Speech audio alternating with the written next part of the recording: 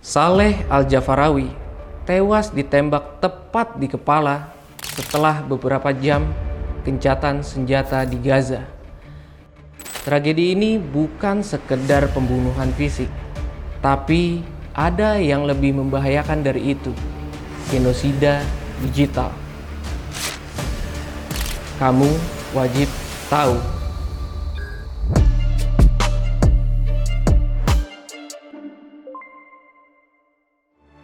Siapa Saleh Al-Jafarawi? Dia bukan tentara, dia juga bukan politisi. Dia seorang jurnalis yang sejak tahun 2018 menjadi mata dunia untuk Gaza. احنا حاليا بدنا نطلع على الاستهداف اللي صار قبل شوي في مخيم المغازي. حاليا احنا موجودين في الحدث. Sepak terjang peliputannya diikuti oleh 4,5 juta orang di Instagram. Ia sering mengabarkan kekejaman yang ada di Gaza. ما عندناش نت فلحتى هذه اللحظه مش عارفين في وقت اطلاق النار فبدنا نزعق عليهم نحكي لهم يعني اللي ساكنين في الخيام خلصت الحرب توصل لاتفاق وقف اطلاق النار. الله اكبر الله اكبر الله اكبر لا اله الا الله. Tapi sayangnya pada 12 Oktober Saleh tewas ditembak tepat di kepalanya cuma selang beberapa jam setelah gencatan senjata diumumkan. Saat itu, dia lagi meliput bentrokan yang ada di Sabra, bagian selatan kota Gaza. Dan beberapa hari kemudian, akun Instagramnya yang berisi arsip 2 tahun liputan kekejaman Israel dihapus oleh Meta tanpa alasan yang jelas. Ini bagian yang paling membahayakan. Jadi, Israel nggak cuma ingin membunuh orangnya, tapi juga menghapus buktinya. Bahkan menurut laporan The Association for Progressive Communication atau APC, Meta menjadi platform yang paling banyak menyensor suara pro-Palestina. Ini bukan kesalahan sistem, tapi desain platform yang memang nggak netral. Ada beberapa contohnya. Konten Palestina cuma butuh 25% pelanggaran untuk dibatasi, sementara konten lain harus 80%.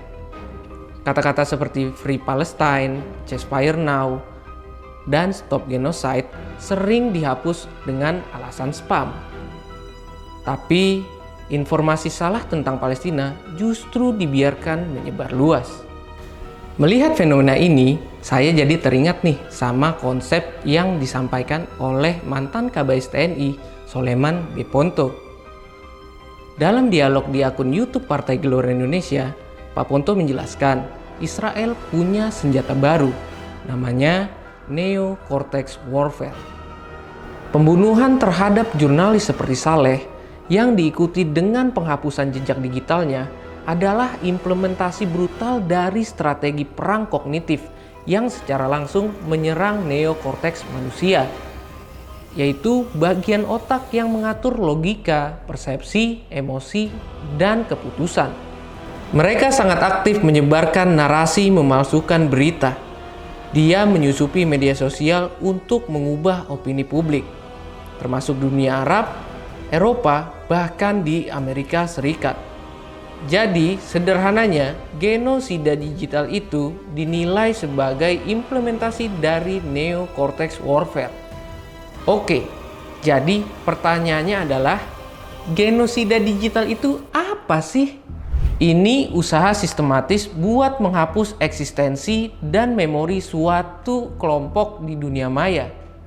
Bukan cuma akunnya saja yang hilang, tapi juga sejarah, saksi, dan narasi alternatif yang gak sesuai versi dominan media global. Tujuannya, epistemisida. Epistemisida itu istilah keren buat pemberangusan pengetahuan secara sistematis, menghapus sumber, pelaku, dan bahasa, supaya kebenaran gak punya ruang buat muncul. Di Palestina, ini terjadi setiap kali jejak digital, liputan jurnalis, atau bukti visual kekejaman dihapus. Setiap unggahan yang hilang bukan cuma data, tapi ingatan kolektif yang ikut lenyap. Istilah mudahnya, kita akan kehilangan kebenaran dalam sejarah. Dari sini kita belajar, penjajah nggak cuma menguasai sebuah wilayah dan sumber dayanya, tapi juga perspektif kita, cara berpikir kita, dan bagaimana cara kita memahami dunia. Sejak 7 Oktober 2023, sudah ada 278 jurnalis dan pekerja media, kebanyakan dari Palestina, gugur dalam serangan Israel di Gaza. Jangan biarkan mereka hilang 2 kali.